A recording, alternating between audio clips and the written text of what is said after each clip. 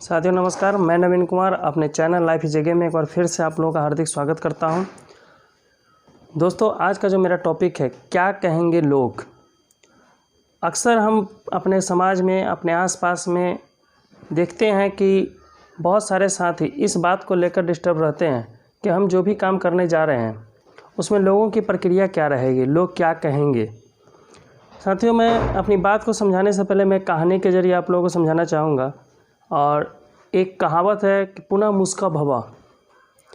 तो कहानी पहले मैं आपको पॉजिटिव सुनाऊंगा, फिर उसका नेगेटिव बताऊंगा। पहला जो हमारा पॉजिटिव कहानी है, जैसे हम अपने आसपास में देखते हैं कि एक बच्चा 10th या 12th करता है, उसके बाद वो फ़ौज की तैयारी करने लगता है। नॉर्मली जो गांव में हम देखते हैं, फ़ौज की तैयारी करने तैयार होता है। फ़ौज की तैयारी करते हुए वो जब तैयारी करने जाता है तो कुछ लोग जो हमारे आसपास के सबसे बुद्धिमान लोग कहे जाते हैं, वो उनके गार्जियन के पास जाते हैं और उन्हें समझाते हैं कि बताइए, आप इतना मेहनत करके अपने बच्चे को पढ़ाएं और आज देखिए सिपाही की तैयारी करने जा रहा है। करना ही था तो ऑफिसर की तैयारी करता। कोई उसका हौसला बढ़ाने के लिए नहीं मिलता है। फिर भी वो बच्चा अपना तैयारी करता है, दौड़ता है, रोज़ सुबह 4 बजे उठता है, जाता है, दौड़ता है, कसरत करता है, एग्ज़ाम की तैयारी करता है। फिर वो फर्स्ट अटैम्प्ट, सेकेंड अटैम्प्ट करता है, लेकिन वो फेल हो जाता है, वो पास नहीं कर पाता है। अब जो वही लोग हैं वो आकर उनके गार्जियन, देखिए आपका बच्चा क्या किया, आप इतने ज़्यादा खर्च किए, लेकिन ये फ़ौज के सिपाही के भी लायक नहीं है और वो भी तैयारी को कंप्लीट नहीं कर पा रहा है। फिर भी वो बच्चा हिम्मत नहीं हारता है और वो लगातार प्रयास करते जाता है। फिर वो रोज़ सुबह उसी तरह से 4 बजे उठता है, जाता है, दौड़ता है, फिर अपनी तैयारी करता है, देखता है कि हमने पहले अटैम्प्ट, सेकेंड अटैम्प्ट में क्या क्या गलती हुआ, उस गलती को सुधार करता है। नेक्स्ट टाइम से उस गलती को न करे इसके लिए लगातार प्रयास करता है। वो फिर तीसरा चौथा अटैम्प्ट करता है, फिर वो फेल हो जाता है। अब वही जो आसपास के लोग अभी तक उसके गार्जियन को समझा रहे थे कि देखिए आपका इतना सारा पैसा खर्च कर दिया, पढ़ाई का जो आपका खर्च था वो बेकार हो गया, और वो आकर कहने लगते हैं कि अब आपका बेटा पागल हो गया है, अभी भी ये सुधरने का नाम नहीं ले रहा है, कहीं जाकर प्राइवेट जॉब ही कर लेता तो बच सकता था।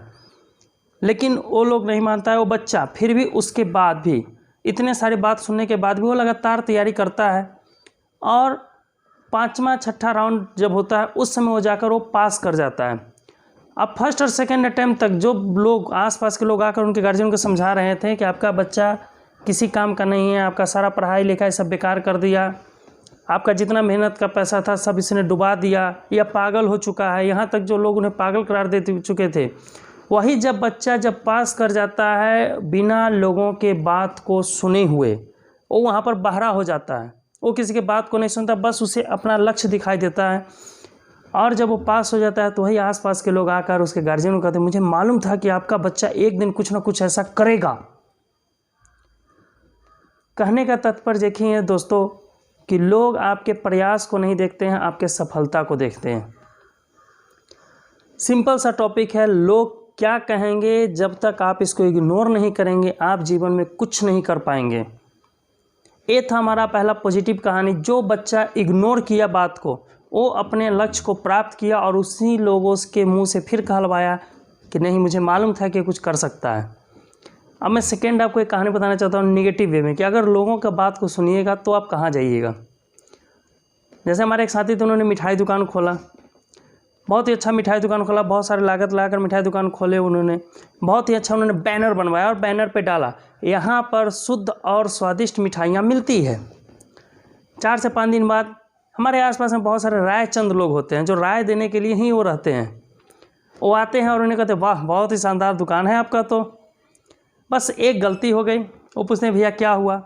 यहाँ पर तो ये दुकान है ही, यहाँ पर इसने आपने क्यों लिखा है, यहाँ पर जो लिखा हुआ है यहाँ पर शुद्ध और स्वादिष्ट मिठाइयाँ मिलती है, आप यहाँ पर हटा दीजिए और सीधा लिखिए शुद्ध और स्वादिष्ट मिठाइयाँ मिलती है। वो महाशय बेचारे सामाजिक थे, उन्होंने उनकी बात को समझा, वजन में लिया और यहाँ पर से हटा दिया। अब वहाँ पर केवल रह गया शुद्ध और स्वादिष्ट मिठाइयाँ मिलती है। 4-5 दिन और बीते, उनके एक और शुभचिंतक आए, उन्होंने देखा, कहा कि एक चीज़ बताओ भाई, लिखे वो शुद्ध और स्वादिष्ट मिठाइयाँ मिलती है, ऐसे में तो लोग कन्फ्यूज हो जाएंगे। आप यहाँ पर शुद्ध और स्वादिष्ट को हटा दो, शुद्ध और स्वादिष्ट तो है ही आपका, आप लिख दो केवल मिठाइयाँ मिलती है। वो महाशय बहुत ही सामाजिक व्यक्ति थे, सभी लोग आदर करते थे और आदर करना भी चाहिए, लेकिन एक सही वे में। उन्होंने उनकी बात को माना और शुद्ध और स्वादिष्ट को हटा दिए। अब केवल रह गया मिठाइयाँ मिलती हैं।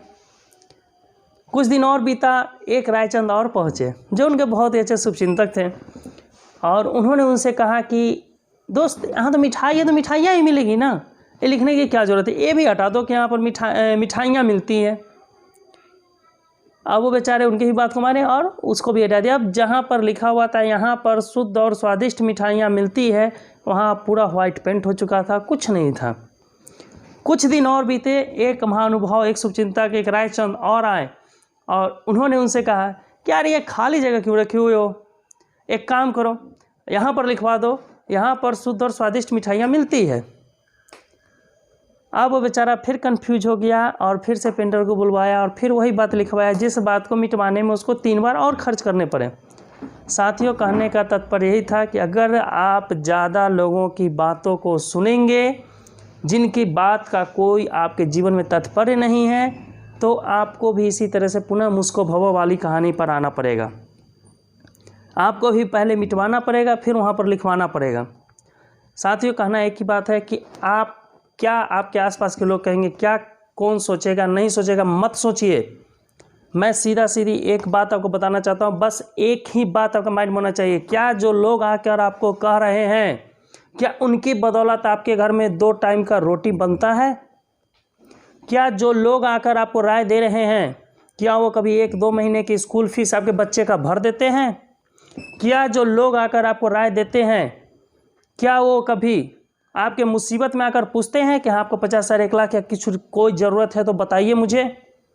साथियों, जीवन की सच्चाई यही है कि जब आप मुसीबत में होते हैं, आसपास वाले लोग ये सोचेंगे कि आपके पास जो कुछ भी बचा हुआ है वो कैसे आपसे लिया जाए, ना कि आपको दिया जाए।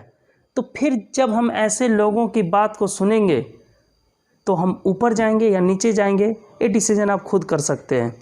इसीलिए मैं एक निवेदन करूँगा, कुछ भी हो जाए, सबसे पहले अपने दिल की सुनिए और उनकी सुनिए जिनके कारण आप जीवन में आगे बढ़ रहे हैं, जिनके कारण आप तरक्की कर रहे हैं। बेवजह की फालतू बातों में मत पड़िए, इधर उधर की बातों को ज़्यादा मत तरजीह दीजिए। अपना एक लक्ष्य बनाइए, उस लक्ष्य को फिक्स कर दीजिए और बस घोड़े की तरह दोनों साइड से इस तरह से लगा लीजिए और बस नज़र आपका लक्ष्य पे होना चाहिए, बाकी कहीं नहीं होना चाहिए। और जिस दिन आप सफल हो जाएंगे, आपको भी 3 स्टेज से गुजरना पड़ेगा। पहले लोग कहेंगे कि ये कर क्या रहा है, दूसरा में कहेंगे कि पागल हो गया, और तीसरे में वही लोग आकर बोलेंगे फिर आपको कि मुझे मालूम था कि ऐसा कर सकता है। और बस इसी चीज़ को आप फॉलो कीजिए, आप भी जीवन में बहुत आगे जा सकते हैं। साथियों, अगर मेरा बात बहुत अच्छा लगा हो, आपके जीवन में कुछ भी अगर इससे परिवर्तन हो, तो रिक्वेस्ट करूंगा कि मेरे वीडियो को लाइक करें, ज़्यादा से ज़्यादा लोगों को शेयर करें, मेरे चैनल को सब्सक्राइब करें और बेल बटन दबाना मत भूलें। और इसी तरीके से अपना प्यार बनाए रखें ताकि मैं आगे भी जीवन के हर एक मुद्दे पर आपसे बात कर सकूं। आपने मेरी बात को सुना, बहुत बहुत धन्यवाद। Thank you.